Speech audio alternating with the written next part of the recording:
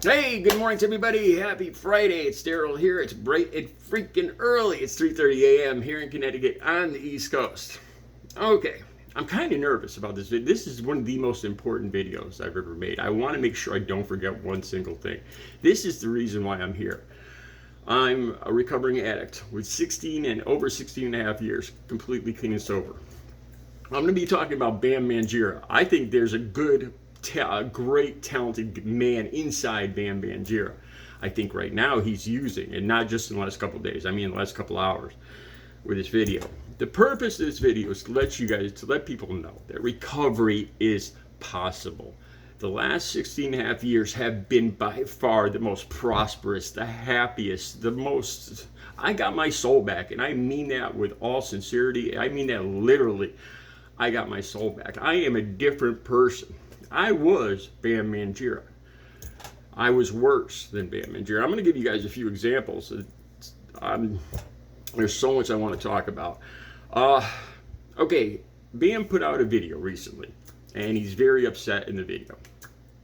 And he's irate that he can't see his son. He says he wakes up crying, and if he can't see his son, I'm going to be careful how I say this. He says he's going to go smoke or go use rock with the bums. I think he says on the bums under the boardwalk.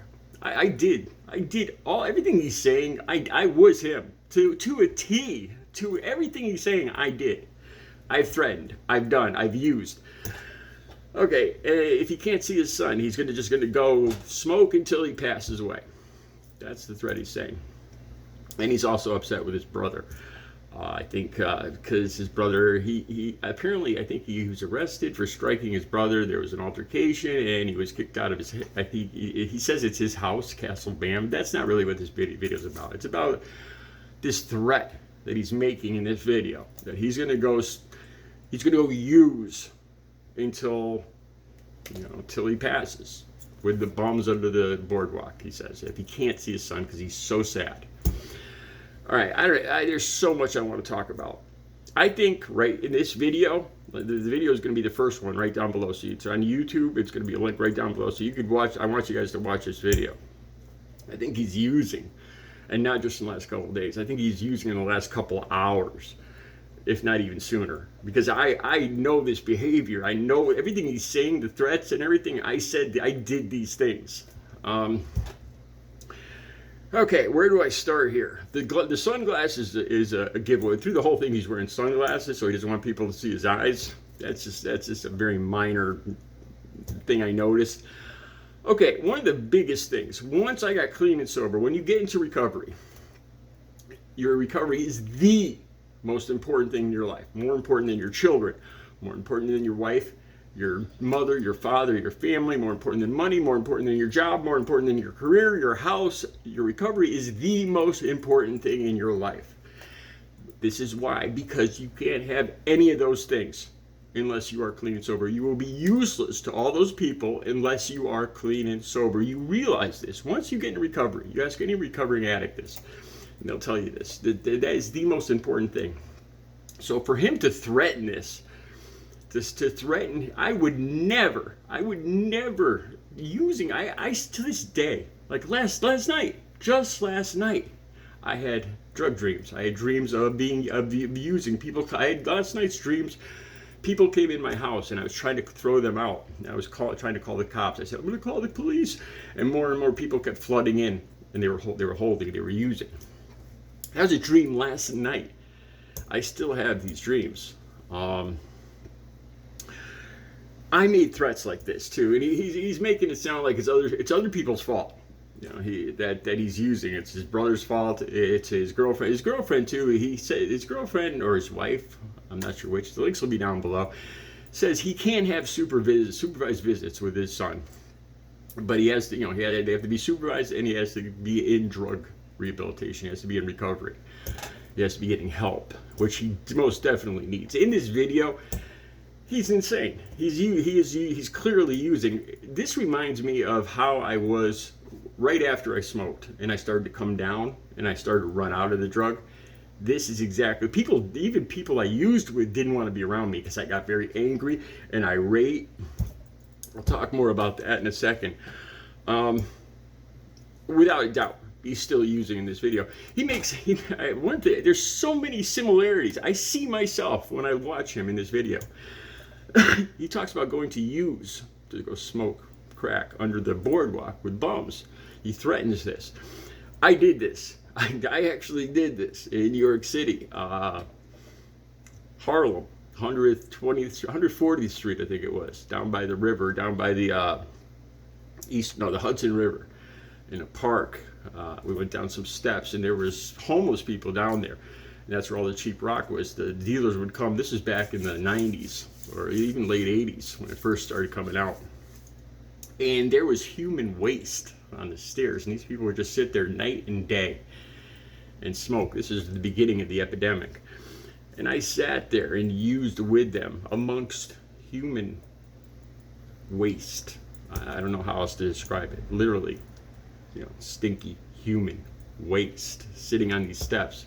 That's what this, that's the first thing that came to mind from this video. Like I said, I was this guy. He makes this threat about seeing his son. And I remember, like I said, I remember getting like this. I remember I threatened my mother. I remember I took a steak knife I had been using all day, and I made some little marks. And I went and found my mother at her job.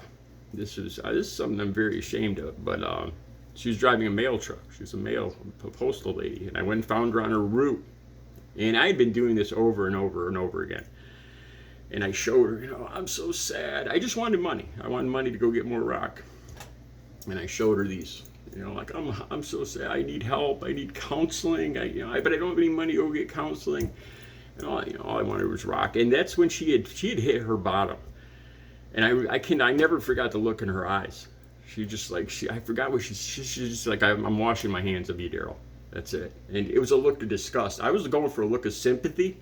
And that's part of the reason that day and that look that got me in recovery. I had hit bottom. The person that loved me most in this world was done with me, and I threatened to end myself. And this person just looked at me. That look was just disgusting, just like, I can't help you. I'm done with you. And that's what got me in recovery. I remember this. This is kind of personal. Yesterday's video, I talked about there's 4 women. I've had hundreds of relationships, but there's 4 women that I've loved in my life. And this woman is one of these 4. And I used to live with her, and she was going to get a big settlement. And the day she got her settlement, I was out using, she was out using, and she never came home. And I ran out of drugs, and my mentality reminds me of Bam in this video. I destroyed the house. I put holes in the walls. I demolished all the furniture. I got thrown out of the house. I was homeless after that. Coincidentally, this woman went on to another boyfriend. I'll have this link down below too. And she went to live with him. It was her original boyfriend. And they had a child, an infant. And one night they were using. This link will be right down below, the actual story from when this happened. I think it's in the New Haven Register. The baby was crying, and they brought it into the bed. And when they woke up, the baby was no longer. And she did 7 years in jail for manslaughter, for unintentional, unintentional manslaughter, whatever it's called. The good news is, as far as I know, I have no contact with any of the people I used to use with, but as far as I know, she's in recovery. After she got out of jail, she went on, and she's not only is she in recovery, but I think she's a counselor for other people. She's helping other people right now. Like I said, it's best, it's best for me not to have contact with people I used with, not because of them, but because of me. Like I said, in this video, he's blaming everybody else. He's blaming, it's going to be your fault if I go use. And I remember doing this. I remember doing this exact thing because, even though even though the person's a drug addict, they're extremely manipulative. It's like playing chess in their head. They're thinking about how they could get money, get drugs, this move to get money, to get drugs, this move to get money, to get drugs.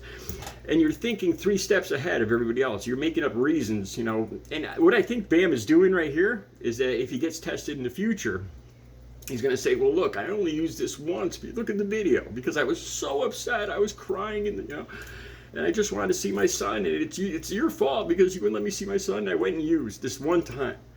That's what I think he's doing in this video. This is stuff I did. It's extremely manipulative. In reality, he's probably been using every day the whole time. That's what I did. That's what I was doing. Like I said, I am Bam. I think Bam is a fantastic, good person, very talented inside, but he needs help.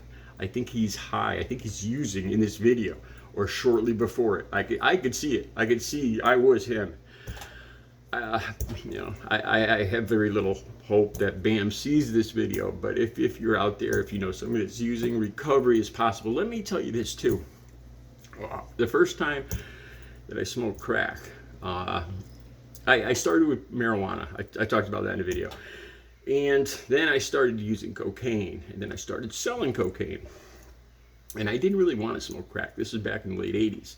And I was out with people one night, and this person, I wanted to get coke, and it wasn't available. And this person said, I'll get something similar. And he went and got rock, and he mixed it in with marijuana, and we smoked that. And that's the first time I smoked it. And then shortly thereafter, I was smoking constantly, day and night. There was housing projects up from where I lived at that time. And we called it the drive-through, the McDonald's drive-through, because we'd pull in our car one side and we'd drive around, and dealers would flood the car, all saying, come on, man, I'll give you, $10, $5, $2. Literally pack around the car. We called it the drive-through. We'd be in and out in 2 minutes with another handful. That's how easy it was to get back then, and probably still. I found and when I was looking for the link about my ex-girlfriend, I found somebody that passed away in the city right next door to me, Waterbury, in the last 6 days. This man was in his 60s, and he passed away from cocaine toxicity. I'll put the link to that below too. And I didn't know this guy or anything, and I just happened to find this story by accident this morning. But it made me think, there before the grace of God go I. That guy is if I hadn't gotten clean and sober 16 and a half years ago, that would be me. I'm sorry, I digress. The reason I got into medically assisted treatment, methadone treatment, and after about 2 or 3 weeks, I had this moment of clarity. I was like, I felt normal in the morning, for the first time in my life, that I didn't need this or that. I didn't need alcohol. I didn't need this or that. And I was like, oh my God, I could do this. This is possible. I just got goosebumps. And it made me want it. But part of the treatment was I had to, because methadone does not help you in any way quit cocaine or crack. It only helps with opioids.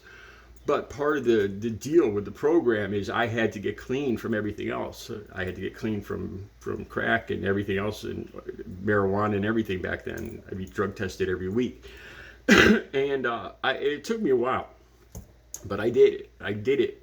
And methadone is actually, that moment of clarity with methadone is the reason, is how I eventually stopped smoking crack. I would have never been able to get clean. I smoked every single week, every other day at least, for 25 years.